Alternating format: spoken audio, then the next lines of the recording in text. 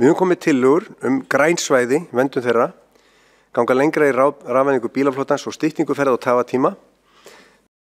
Nú rafvæðing bílaflotans kallar á stærri skref, bæði borgin í skipulagsmálum og orkuveitan með innviðum geta gert miklu meira. Og við viljum bara hvetja borgarfulltrúa til þess að ganga lengra, eins og við höfum komið með okkar tillögur þetta. Það er tilraunaverkefni og það er verið að skoða þetta í stýrihópinn. Við þurfum að taka þessi stóru skref. Það er gríðarlega mikilvægt. Nú síðan hefur verið gengið á votlendi í Vatnsmýri. Þar er verið að losa ekki bara CO2 heldur líka metan sem er 25 sinnum öflugri gróðurhúsalofttegund heldur en CO2 eða koltvísýringur. Það er ekki bara mýrar sem voru ræstar á landsbyggðinni hjá bændum, heldur líka hérna í borginni. Og þarna þurfum við að ekki bara vakta, heldur gera betur. Og síðan eru græn svæði í hættu. Elliðaárdalurinn og Laugardalurinn eiga að vera græn svæði og það er áformað núna að byggja blokkir í jaðri Laugardalsins og atvinnuhúsnæði í Laugardalnum og við erum algjörlega andsnúin þeim fyrirætlunum. Og svo er það borgarþróunin. Þétting byggðar, í stað þess að þétta íbúðabyggð, þá hefur íbúum fækkað í miðborg Reykjavíkur síðustu árin. Minni fjölgun hefur verið í Reykjavík en í nágrannasveitarfélögunum. Og meiri fjölgun á landsbyggðinni heldur en á höfuðborgarsvæðinu síðustu 5 árin. Það er í fyrsta sinn frá því lýðveldið var stofnað og þetta er ekki þétting byggðar. Þetta er dreifing á íbúðabyggð sem er aukið umferðartíma, aukið tafatíma og aukið mengun. Kolefnisfótsporið hefur þess vegna vaxið vegna þessara þróunar. Tveimur hefur fjölgað í nágrannasveitarfélögunum og með einum hefur fjölgað í Reykjavík og fjölgunin út á landi er meiri heldur en á höfuðborgarsvæðinu. Það getur ekki verið í takt við það sem stefnt var að. Það hefur bara ekki tekist. Það skiptir nefnilega meira máli hvað er gert heldur en áformað er. Hvort sem það er í París þegar að menn verða afturrauka með kolefnisgjaldið sem átt að stemma stigu eða ná ekki að gera það sem er stefnað hérna í skipulagsmálum. Nú svo kannski bara rétt að lokum var verið að tala hérna kapitalismann og vestræn samfélög og það er ágætt að átta sig á því hverjir losa mest. Kína losar langmest. Það er meiri losun í Kína heldur en í Bandaríkjunum og Evrópu til samans. Þú tekir alla losunni á þessum 2 svæðum og svo er annar mælikvarði hvað er búið til mikið af verðmætum úr losun að þá er Kína algjörlega aftast með langmesta losun á verðmætin sem eru búin til. En hér erum við að búið til verðmæti með grænni raforku og við skulum ekki gera lítið úr þeirri staðnind.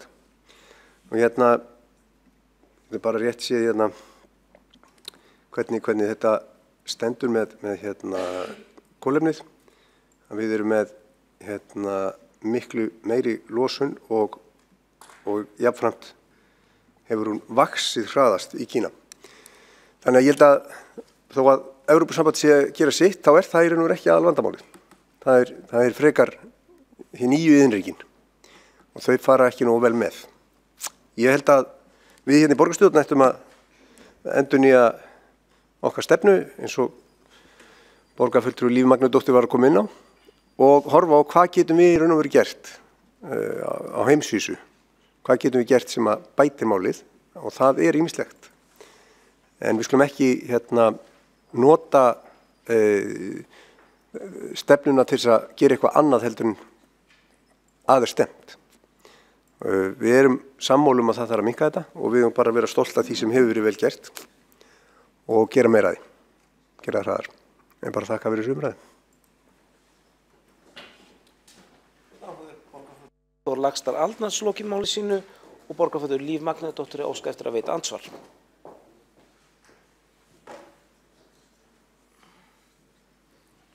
Forseti? Ekki að koma rautt hljósa þetta.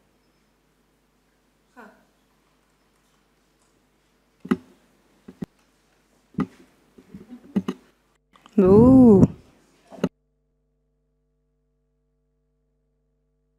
Já. Já. Ok, takk. Já, ágæti forseti og Eyþór Arnalds, borgarfulltrúi, ég þakka kærlega fyrir þessa yfirferð. Í mínum huga þá er það svo að eins og ég kannski náði ekki að fara yfir áðan í ræðu minni að þá höfum við á vettvangi borgarinnar samþykkt ýmis konar stefnumörkun og hún eiginlega bara mjög yfirgripsmikil og mjög róttæk á mjög mörgum sviðum. Ég nefni sem dæmi matastefnuna. Hjólreiðaáætlun það líka. Borgarlínan sem við samþykktum í þessum sal hluti af því að sporna við loftslagsbreytingum og mannavöldum. Sjálfstæðisflokkurinn að undanskildum 2 fulltrúum að með minnir, eða 3, satt hjá. Þannig að mér langar að heyra hvernig Sjálfstæðisflokkurinn hefur komið tillögur í átt að meiri róttækni, hvernig Sjálfstæðisflokkurinn hefur komið tillögur að því að ganga lengra til þess að taka á þessu málefni sem loftslagsbreytingar eru.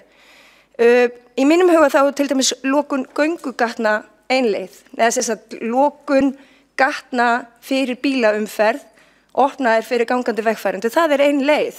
Sjálfstæðisflokkurinn var ekki hlynntur því. Og svo að meginstefnu til. Framan af. En það var viðhorfsbreyting sem gott.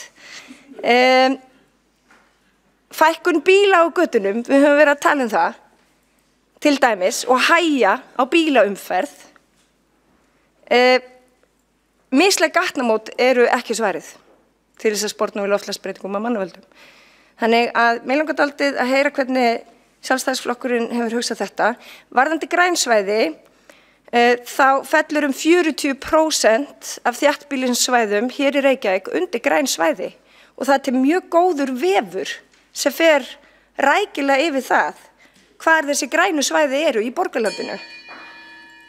Og það bara, ef þið googlið upplýsingavegur grænsvæði Reykjavík, þá fáið þið yfirliti við það. Borgarfulltrúi Líf Magnúsdóttir lokið við veita andsvar og svara þá andsvari Eyþór Laxdal Arnalds borgarfulltrúi.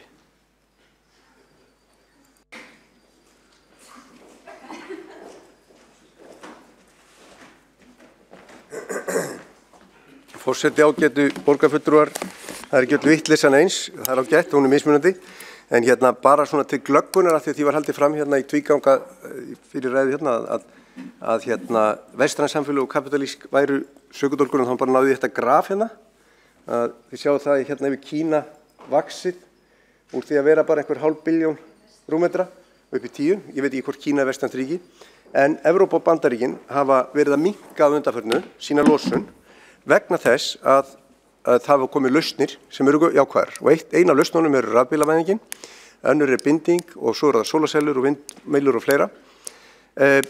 Hvaða tillögur hafi Sjálfstæðisflokkurinn komið með? En þá segi ég bara aftur, ekki verið vitleysa neins, hefur borgarfulltrúi Líf Magnúsdóttir ekki fylgst með tillögunum okkar sem hafa verið svæfðar eða felldar. Við höfum komið með tillögur friðun Elliðaárdalsins, til dæmis, friðlýsingu. Við höfum komið tillögur að ganga lengra í rafbílavæðingu. Við höfum komið tillögur að fjölga íbúðum í Vesturbænum, Örfirisey og BSI, svo dæmi séu tekin, og búið til rými fyrir stofnanir og fyrirtæki austar í borginni, sem að myndi minnka umferðina. Það að segja, við erum að sjá þennan halla á skipulaginu, það að segja allir eru að keyra vestur á morgnana og austur síðdegis vegna þessa skipulagsvanda. Og það sem við erum að samþykkja hér í dag það að festa þennan halla með BSI-reitnum í staðinn fyrir að hafa íbúðir þar. Og við munum koma með fleiri tillögur og bara þakka hvatningun á því sviði að við bara skulum koma með fleiri tillögur í því að bæta hér umhverfismálin og ég vonast eftir að fá góðan stuðning borgarfulltrúi Líf Magnúsdóttir í þeim málum og við getum staðið saman að því. Og að lokum, við vorum líka með tillögu það að Svifryk færi ekki yfir heilsuverndarmörk sem að fór nú inn í sameiginlega tillögu. Þannig að svo því sé haldið til haga. Mér finnst leiðilegt hins vegar þegar að frummælandi gerir lítið úr tillögunum eða gleymir þeim, hvoru tveggja ekki gott.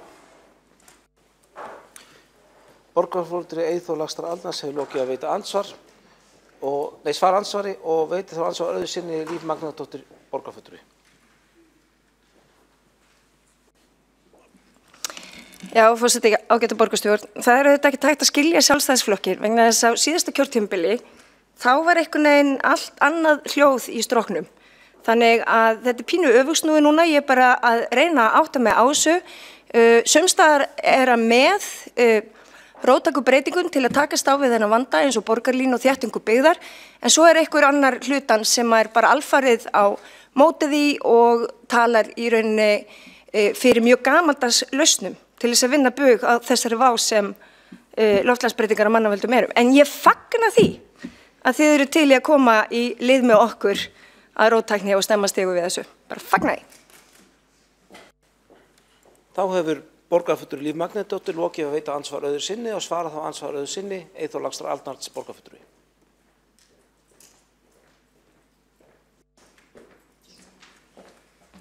Forseti, ágætu borgarfulltrúar, tilheyrendur, það náttúrulega ekki nema vonað það náist ekki samstaða á alþjóðavísu þegar við dettum strax niður í svona sorglegar pólitískar skotgrafir hér á þessum fundi sem átti að vera fallið umræða að tala illa einhverja stjórnmálaflokka.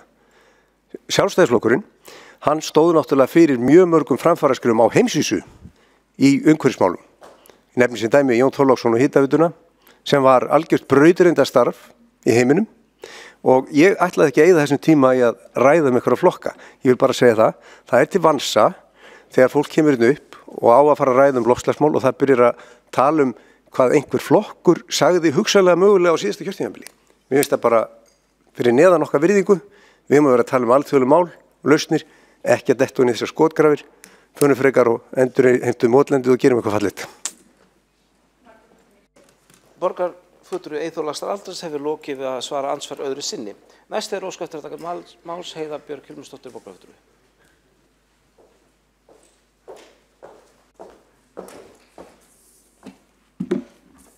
Forseti, ágætu borgarfulltrúar. Ég ætla aðeins að fá að koma inn í þetta risa stóra mál. Þetta er þetta stærsta máli sem við erum að fást við kannski í samtímanum. Það er svona eitt af þeim stærstu. Varðar það hvort við getum áfram búið á jörðinni eða ekki, hvernig við tökum á þessu í alþjóðlegu samhengi og þetta kannski allt og stórt til þess að ræða akkurat hér. Ég ætla nú ekki að fara að tala einhverja ákveðna flokka eða svoleiðis, en ég ætla nú þó að segja að síðasta kjörtímabili sem var mitt fyrsta hérna í borgarstjórn, það voru sannarlega stór skref stigin undir forystu borgarstjóra, Dags B. Eggertssonar, bæði í kjörfar Parísar ráðstefnunnar þar sem að hópur settist hér niður og gerði svona tiltölulega metnaðarfulla aðgerðaáætlun og stefnu fyrir Reykjavíkurborg sem að gildir ekkert rosalega lengi, þannig að það er svo rétt eins og Líf Magnúsdóttir kom inn á það, það er bara, þetta er mál sem við þurfum að fara oft yfir og hratt. Og svo annað það að það var í samstarfi við festu undirrituð viljayfirlýsing með 200 fyrirtækjum það hvernig þau ætluðu líka að leggja sitt á mörkum.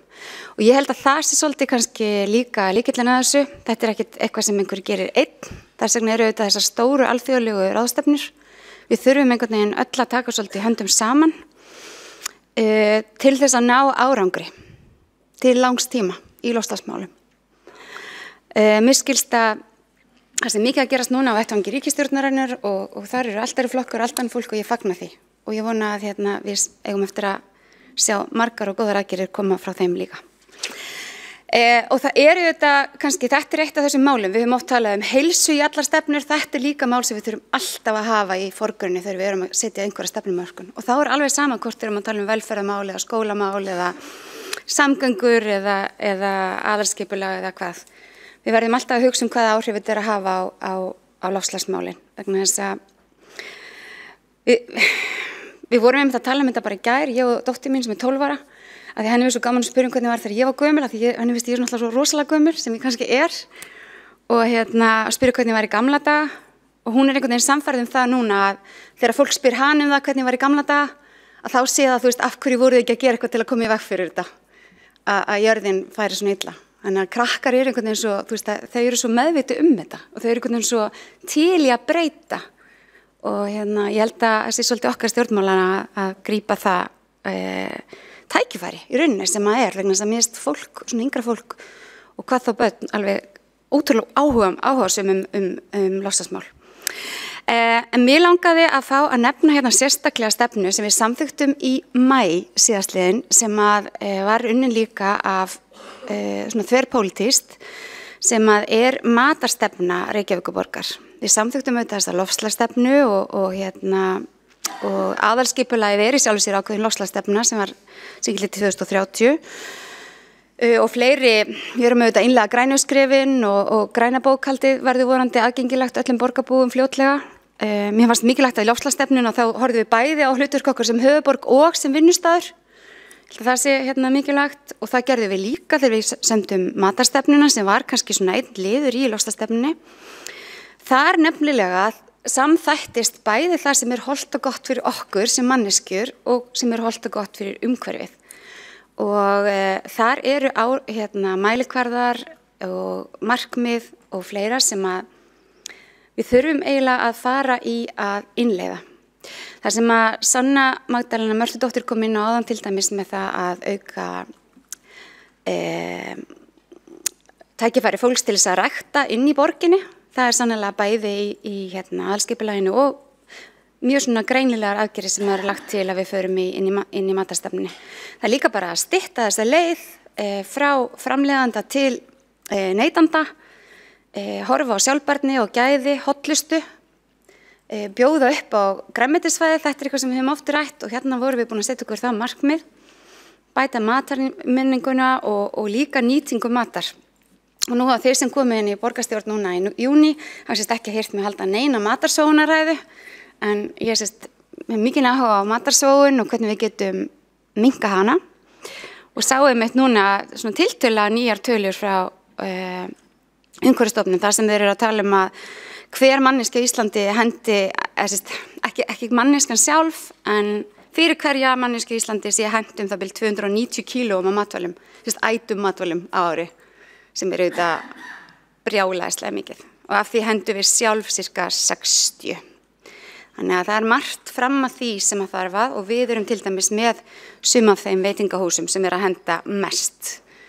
Sem sagt, ég ekki að segja okkar eldhúsi að endilega henda mest, en það eru svona stærri eldhús og veitingastæðir sem henda tvöfalt meira heldur en heimilina með meðaltali.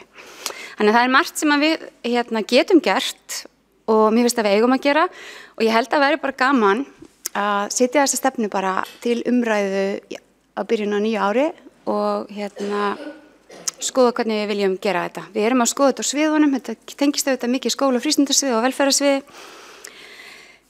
og skrifstofu þjónustu og rekstar og sviðsstjórarnir þar hafa verið að skoða þetta en ég held að væri gaman bara með nýri borgarstjórn og líka bara ef okkur dettur eitthvað í hug og þá vil ég taka undir bæði með Lífi Magnúsdóttur og Eyþóru Arnalds Laxdal. Ég held að það sé bara, við verðum bara að vera svolítið opin með það hvernig við getum gert þetta og það er mjög margt sem hægt að gera, við getum ekki gert allt og við verðum bara að velja